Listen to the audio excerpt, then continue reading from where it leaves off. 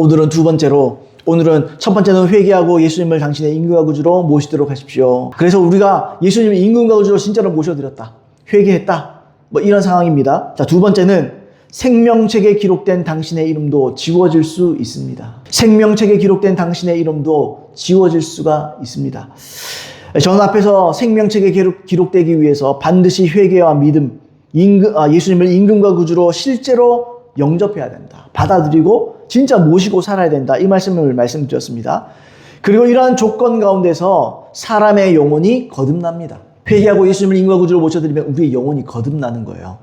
그래서 이전의 삶을 사는 게 아니라 새로운 삶을 살게 될 수 있습니다. 어쨌든 이런 거듭난 사람만이 생명책에 그 이름이 기록되는 줄로 믿습니다. 근데 저는 여기서 또 한 가지 더 중요한 진리를 추가해서 말씀드리고자 해요. 그게 뭐냐면 거듭남에 대한 것인데, 거듭남이라는 것은 여러분 최초의 거듭남으로 한 번 거듭나서 끝나지 않습니다. 많은 사람이 자꾸 착각하더라고요. 거듭났냐 거듭나지 않냐, 그래 우리 물어보는 것도 중요한데, 거듭남은 한 번으로 끝나지 아니하고 거듭남은 지속돼야 되는 겁니다. 성경에 보시면 칭의가 있죠. 칭의. 임의의 칭의가 있고 아직의 칭의가 있습니다. 근데 임의의 칭의가 있고 아직의 칭의가, 우리가 아직의 칭의가 남았어요. 근데 임의의 칭의를 받았다고 해서 아직의 칭의가 다 완성된 게 아니에요. 현재적 칭의를 꾹 계속 붙잡고 견지하고 살아가야 됩니다. 똑같죠? 거듭남도 똑같습니다. 거듭남도 내가 거듭났으나 이 거듭남을 계속 유지하고 살아야 돼요. 여러분, 구원파 이단, 박옥수, 여러 가지 이단들이 있잖아요. 구원파 이단들이 있어요. 그들이 말하는 교리가 뭡니까? 여러분, 혹시 기억하시나요? 10수년 전, 20년 전만 해도 대구에도 많이 붙어 있었던 기억나는데, 박옥수 목사 초청, 거듭남, 죄사함의 비밀, 아직도 기억나요. 거듭남, 죄사함의 비밀. 그게 결국엔 어떤 걸 얘기하냐면, 당신은 몇 년도, 몇 월 며칠에 거듭났습니까? 물어보는 거예요. 그럼 나는 맨날 며칠 거듭난 걸로 기억합니다. 됐습니다. 그러면 죄사함의 비밀을 가르쳐 줍니다. 당신은 이제 어떤 죄를 지어도 천국 갑니다. 딱 이거예요. 왜? 한 번 거듭났기 때문에. 여러분, 이런 식의 구원론, 이게 잘못이에요. 이 이단입니다. 구원파 이단은 한 번 거듭나면 그 후에 어떤 죄를 지어도 상관없다. 그래서 결국에는 무율법주의로 가는 거예요. 율법주의는 이단입니다. 그러나 무율법주의는 더 이단입니다. 근데 이게 참 안타까운 게 뭐냐면, 이 오늘날의 수많은 교회, 그러니까 정통이라고 불리는 그냥 일반적인 교회에서도 이런 구원파적인 구원론이 침투해 있어요. 그래서 마치 제가 옛날에도 말씀드렸잖아요. 어떤 부흥사들 다 결신한 사람 일어서라 막 그러면서 결신한 사람 다 일어서잖아요. 그러니까 같이 기도를 딱 따라하게 한 다음에 따라하십시오. 이제는 지옥 가기는 글러먹었다. 아멘 하고 박수치고 할렐루야 막 난리나요. 절대로 그렇지 않습니다. 그게 구원파적인 이단 사상이에요. 그게 칼빈주의와 아주 비슷한 면들이 있어요. 그러니까 칼빈이 말하는 절대주권에 의한 예정은 이런 구원파적인 이단 사상을 합리화시켜 줄 수 있는 구실이 됩니다. 이런 식의 구원론이 오늘날 개신교 안에 퍼져 있는 것을 여러분 기억하셔야 됩니다. 갈라디아 교회에 사도 바울이 편지를 냈습니다. 그게 갈라디아서죠. 갈라디아 교회 성도들에게 사도 바울이 이런 편지를 씁니다. 어떤 부분이냐? 갈라디아서 5장 16절로 21절 말씀에 이렇게 되어 있거든요. 내가 이르노니 너희는, 여기서 너희는 누구냐면 갈라디아 교회 성도들입니다. 예수 믿는 사람들이에요. 내가 이르노니 너희는 성령을 따라 행하라. 그리하면 육체의 욕심을 이루지 아니하리라. 거듭난 신자들도 성령을 따라 행하지 않으면 육체의 욕심을 이룰 수 있다는 거죠. 가능성을 보여주는 거죠. 그 다음 계속 읽습니다. 육체의 소욕은 성령을 거스르고 성령은 육체를 거스르나니 이 둘이 서로 대적하므로 너희가 원하는 것을 하지 못하게 하려 함이니라. 너희가 만일 성령의 인도하시는 바가 되면 율법 아래에 있지 아니하리라. 육체의 일은 분명하니 곧 음행과 더러운 것과 호색과 우상 숭배와 주술과 원수 맺는 것과 분쟁과 시기와 분냄과 당짓는 것과 분열함과 이단과 투기와 술취함과 방탕함과 또 그와 같은 것들이라. 전에 너희에게 경계한 것 같이 경계하노니 이런 일을 하는 자들은 누구 중에서요? 예수 믿는 사람들 중에서 이 말이에요. 이런 일을 하는 자들은 하나님의 나라를 유업으로 받지 못할 것이요. 내가 전에도 말했지 이런 말이잖아요. 전에 이미 사도 바울이 가르친 거예요. 갈라디아 성도들에게. 너희가 거듭났지만 육체의 욕심을 따라 살면 육체의 욕심을 따라서 맺는 열매가 뭐래요? 음행과 더러운 것과 호색과 등등등 기타 등등 쫙 있잖아요. 이런 것들을 하고 산다면 너희는 버림받는다. 그 구원이 끝이다. 하나님의 나라를 유업으로 받지 못한다. 여러분 무슨 말입니까? 예수 믿는 사람에게도 사도 바울이 경고하는 거예요. 너희가 성령으로 말미암아 육신의 소욕을 죽이고 살지 않으면 너희도 지옥 간다. 너희도 하나님의 나라를 하나님의 나라가 유업으로 받지 못한단 말이 뭐예요? 유업이 뭡니까? 유산을 못 받는다는 거죠. 하나님 나라가 유산이에요, 우리에게. 다시 말하면 천국이 우리의 유산입니다. 유산. 우리가 받을 거예요, 당연히. 유산은 누구에게 주어지는 거예요? 자녀에게 주어지는 거예요. 너희가 지금 하나님 자녀라고 우기고 있지만 하나님의 자녀이면 하나님의 자녀답게 살아야지. 하나님의 자녀면 성령으로 말미암아 살아야지. 하나님의 자녀이면서도 육신을 따라 살게 되면 자녀로서의 자격이 박탈되는 거다. 여러분 사도 바울은 갈라디아 성도들에게 당신들은 거듭났으니까 이제 하고 싶은 대로 살아라 이렇게 말하는 게 아니죠. 반대죠. 오히려 거듭난 자는 자신 안에 계신 성령을 통해서 육신의 욕심을 이기고 살아야 된다. 죽이고 살아야 된다. 이런 말을 하는 겁니다. 그리고 아까 말했던 대로 마지막에 성도 중에 이런 육체의 일을 하는 자들은 하나님의 나라를 유업으로 받지 못한다. 유산으로 받지 못할 것이다. 이렇게 선명하고 분명하고 완벽하고 명확하게 얘기한 거예요. 근데 왜 목사들이 딴소리 하는지 몰라요. 성경이 나와 있는데도 딴소리예요. 한 번 구원은 영원한 구원이다. 한 번 진짜 구원받은 사람은 절대로 버림받을 수 없다. 그런 소리예요. 그게 거짓말입니다. 여러분 그게 교리적인지는 몰라도 성경적이지가 않아요. 성경은 그런 방금 말했던 이런 명제를 얼마나 수시로 반복적으로 반대로 말합니다. 하나님의 말씀은. 여러분 이것은 한 번 거듭났다고 해서 한 번 구원 안으로 들어갔다고 해서 모든 것이 완벽하게 끝난 게 아니라는 거예요. 끝나지 않았습니다. 아직. 시작했습니다. 구원이 시작된 줄로 믿습니다. 여러분. 성경에 보시면 구원의 3가지 시제가 나오거든요. 이미 구원받았다, 구원받을 것이다. 이 현재를 말하면서 구원에 합당한 열매, 구원의 열매를 맺어라. 이런 말을 한다고요, 계속해서.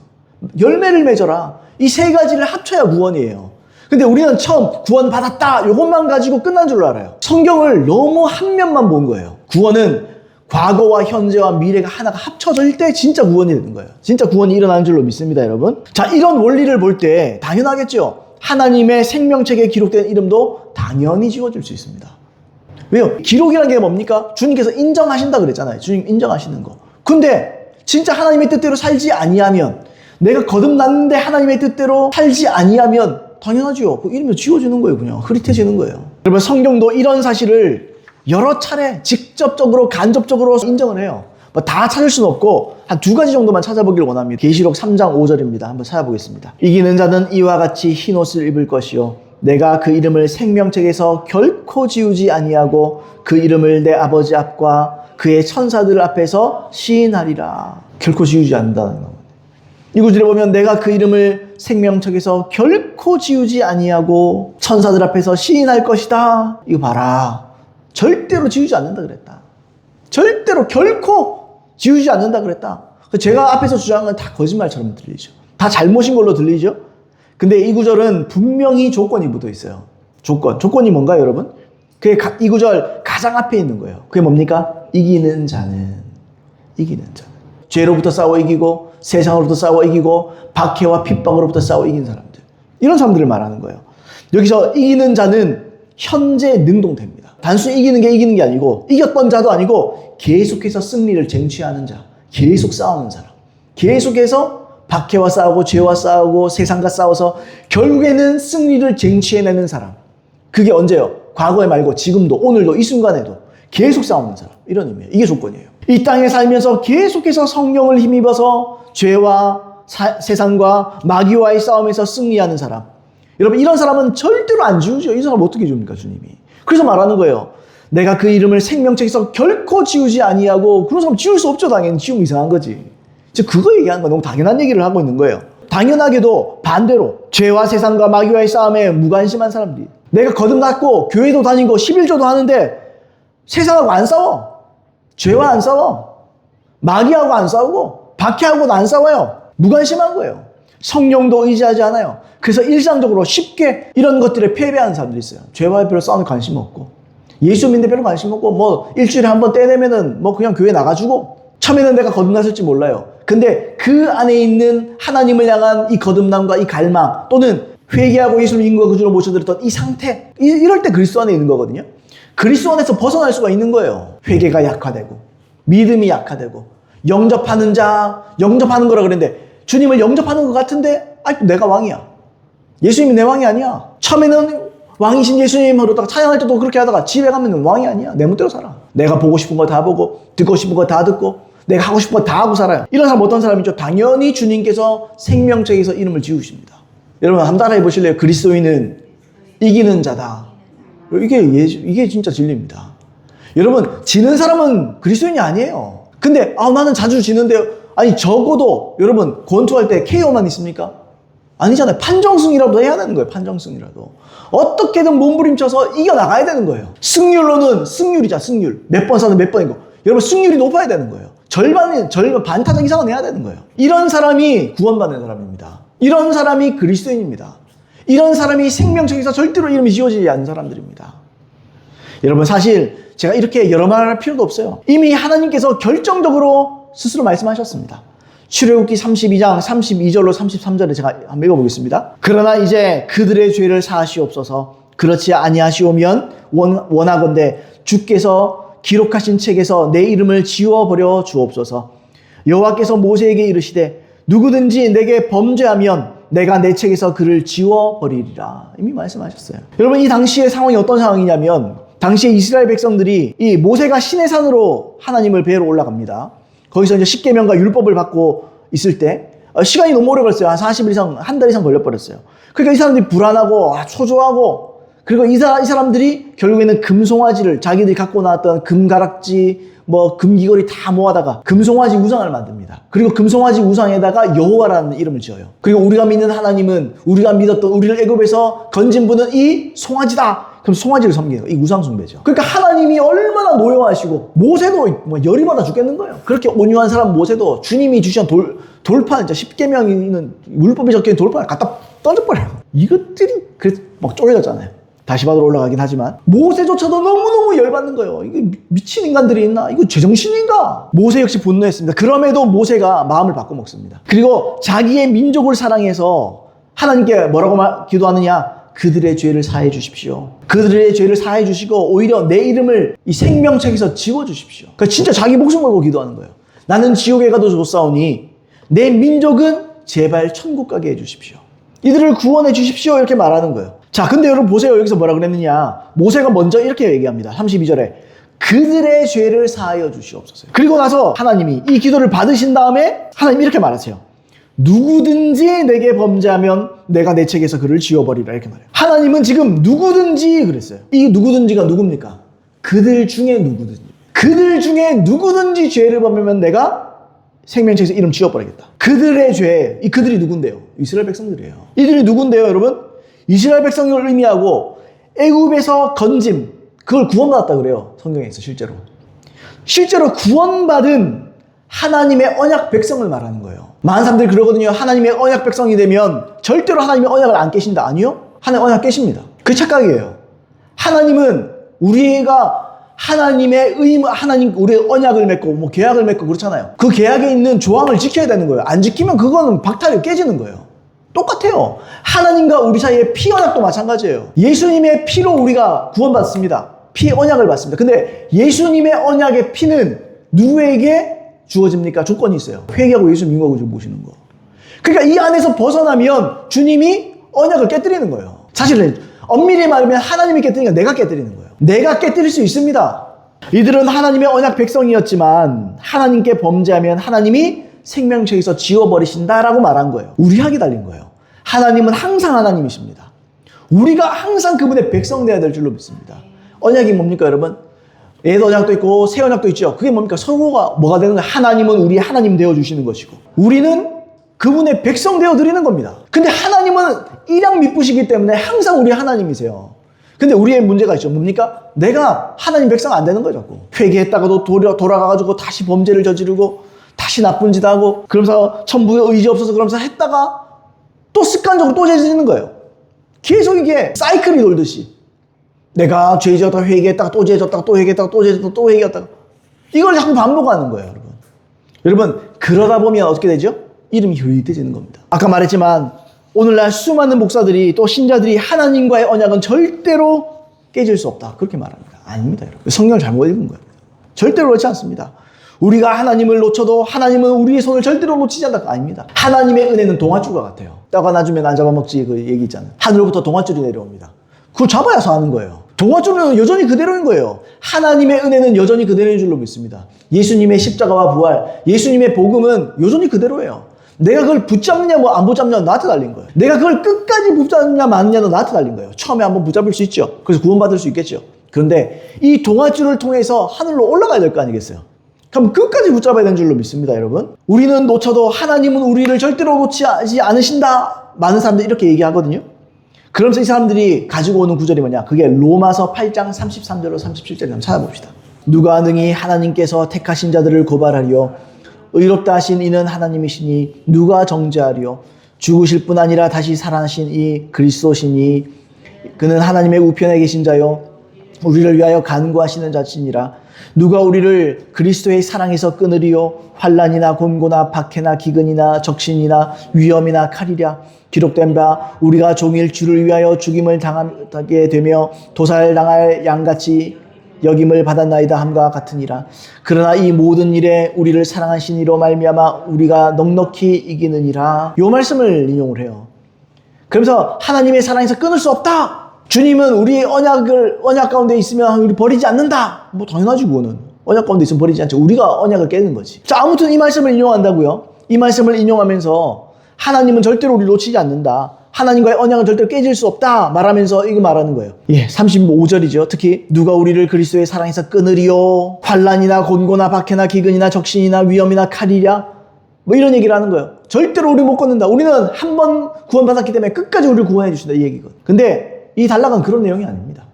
두 가지 때문에 그렇습니다. 첫 번째, 여러분 간단히 말하면요, 이 단락은 죄를 대상으로 말한 구절이 아니에요. 죄에 대한 구절 한번 찾아보세요. 없습니다. 주제가 그게 아니에요. 로마서 8장 이 하반절로 갈수록 뭐에 대한 얘기냐면 박해에 대한 얘기입니다. 박해에 대한 얘기. 여러분 이건 그런 내용이 아니에요. 죄를 대상으로 한 얘기가 아닙니다. 전체 내용이 그렇지만 인용구로 우리 36절에 보시면 기록된 바 이러면서 인용구 사용하죠.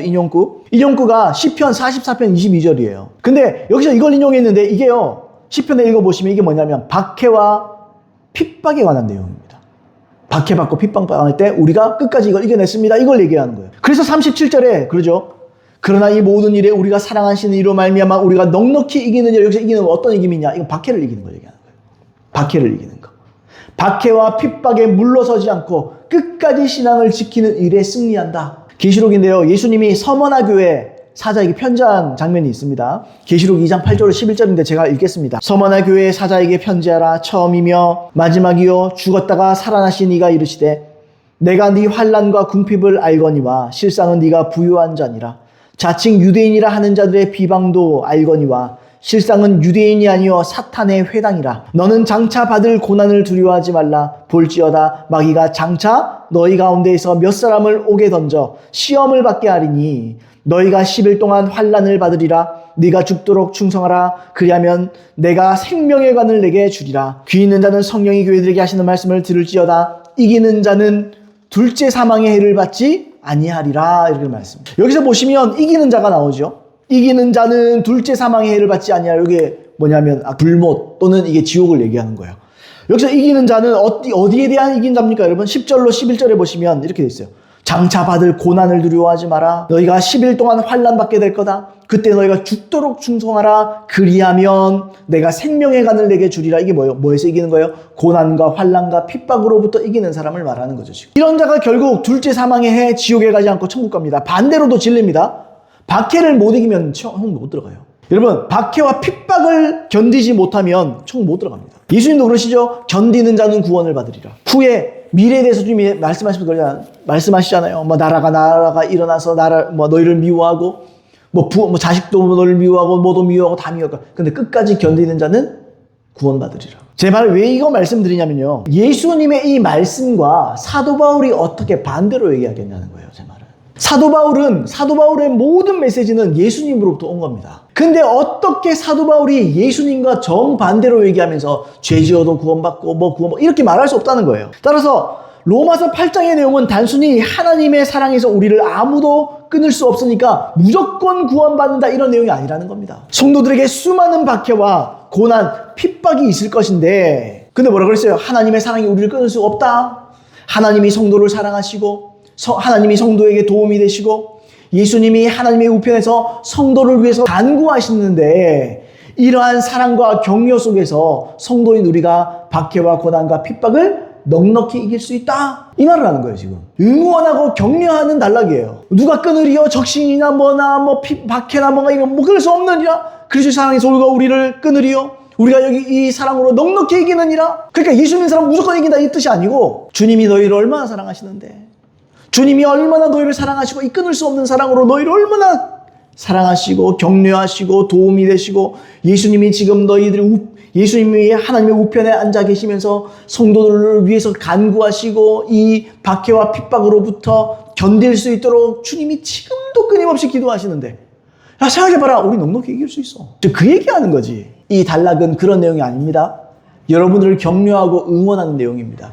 여러분 우리 박해를 이길 수 있습니다. 시대가 가면 갈수록요 우리는 박해받을 일이 많이 생기게 될 겁니다. 여러분 계시록에 나오잖아요. 3년 반, 7년 대환란이 있잖아요. 7년 대환란 전에 교회는 전부 다 뭐 들림을 받고 휴거한다 그러네요. 휴거 자체가 들림 받는 게 아니고 그분을 모시고 내려오는 거예요. 그리고 여러분 예수님의 미래에 대한 예언을 보세요. 7년 대환란 후에 예수님 오십니다. 그 사람들이 자꾸 예수 잘 믿어가지고 그냥 뭐 환란 다 오기 전에 하나님께서 교회를 사랑하셔서 들려 올라간다. 아닙니다. 통과하게 돼 있습니다. 그러니까 우리는 박해에 대한 대비를 해야 돼요. 예수 제대로 믿어야 돼요. 근데 왜 지금은 박해가 없을까요? 왜 지금 박해가 없을까요? 나는 그렇게 생각해요. 박해까지 할 필요도 없어요. 세상과 죄에 물들어가지고 굳이 박해를 안 해도 다 지옥 가게 생겼어요. 지금. 부흥이 올 것입니다. 그리고 많은 사람들이 변화될 것입니다. 그리고 박해가 올 것입니다. 차라리 박해를 받는 게 나아요. 차라리 주님 한번 만나고 박해가 오는 게 낫지. 죄 때문에 뭐 때문에 세상 때문에 지옥 가는 게 여러분 그게 뭐 바른 일이 아니죠. 자, 첫 번째는 이런 단락이라는 거. 두 번째 로마서 전체 내용 단 한 군데에서도 한 번도 구원을 단숨에 영원히 받았다 이렇게 말하지 않습니다. 한 번도 말 안 합니다. 한 번에 그건 예수님이 단번에 우리를 구원하셨다 이런 말씀은 있죠. 그는 주님이 제물로서 단번에 드려진 걸 말하는 거고 우리가 예수 믿는데 단번에 모든 걸 다 이뤘다 이런 거 얘기 안 해요. 성경은 절대 그런 내용이 없습니다. 오히려 로마서 8장 12절로 13절에 이미 사도 바울이 미리 보세요. 오늘 본문 오늘 제가 아까 읽었던 말씀 로마서 8장 33절 이하잖아요. 이미 같은 장 앞에서 8장 12절로 13절에서 먼저 사도 바울이 이런 얘기를 해요. 그러므로 형제들아 우리가 빚진 자로 돼 육신에게 져서 육신대로 살 것이 아니니라. 너희가 육신대로 살면 반드시 죽을 것이로되 영으로서 몸의 행실을 죽이면 살리니 그렇게 말해요. 이미 말을 했어요. 뭘 말했습니까? 육신대로 살면 죽는다 이미 말했어요. 근데 갑자기 33절에 가서 사도 바울이 말을 딱 뒤집으면서 하나님의 사랑에서 끊을 수 없느니라 이 말도 안 되는 소리지. 박해가 아니라고 치더라도 그런 말을 그런 주장을 할 리가 만무하다는 겁니다. 여러분 글이라는 게요 한 문장 한 문장이 되게 중요하잖아요. 근데 이 전체 단락의 맥락은 더 중요한 거예요. 그러니까 이 부분을 가지고 전체화시키면 안 돼요. 바울이요 먼저 8장 1절로 2절에서 그리스도 안에 있는 자에 대해서 말합니다. 그리스도 안에 있는 자는 결코 정죄함이 없나니 이런 얘기를 해요. 이어서 이 그리스도인들의 성화를 말합니다. 그러면서 오늘 아까 방금 했던 12절 13절이에요. 육신의 소욕대로 육신대로 살면 반드시 죽는다 이렇게 말해요. 그 다음에요 성령을 통해서 이 육신의 소욕을 죽이면 산다 이런 말을 해요. 그런데 갑자기 뒤에서 한 20절 정도 지나더니 갑자기 사도 바울이 머리가 이상해져가지고 33절 이하에서 한 번 고는 영원한 고니까 절대로 두려워하지 마라. 그분의 사랑에서 누가 끊으리요 이 소리 하겠어요? 그러니까 앞뒤가 말이 안 된다는 거예요. 뒤집을 수 없는 말이라는 거예요. 그래서 한 번 구원받은 사람은 버림받을 수 없다는 말로 단번에 뒤집을 수 없다. 그 말을 드리는 겁니다. 그리스도 안에 있는 사람, 거듭난 사람, 그리스도 안에 있어서 생명책에 기록되어도 죄로 인해서 그리스도 안에서 벗어날 수도 있고 또 벗어난 자는 생명책에서 지워질 수 있다는 것을 제가 오늘 말씀을 드리는 겁니다. 몇 가지의 구절을 통해서 결론을 말씀드리겠습니다. 여러분들의 이름이 생명책에 기록되어 있습니까? 오늘 이 순간에 기록되어 있나요? 오늘 이 순간에 예수님이 재림하신다면 천국 가겠습니까? 오늘 언제가 될지 모르겠지만 생명을 잃는다. 주님 앞에 갔는데 내 이름이 생명책에 기록되어 있을 자신 있으십니까? 사람들이 구원의 확신을 가져라, 자신감을 가져라. 구원의 확신을 뒤집어 말하면 자신감을 얘기하는 거거든요. 자신 있나? 구원받은 자신 있나? 그러면은 구원의 확신 없으면은 신앙이 안 좋은 걸로 생각하면 아닙니다. 구원의 확신 없어도 돼요. 물론 있으면 좋겠지만. 근데 여러분 적어도 우리가 죄를 이기고 있어야 됩니다. 세상과의 싸움에서 이기고 있어야 될 줄로 믿습니다, 여러분. 여러분 오늘도 세상을 이기고 죄를 이겨야 될 줄로 믿습니다. 이기는 게 뭡니까? 이게 승리인데 세상에서 돈 잘 벌면 승리입니까? 세상에서 남부럽지 않게 살면 그게 승리입니까? 아닙니다.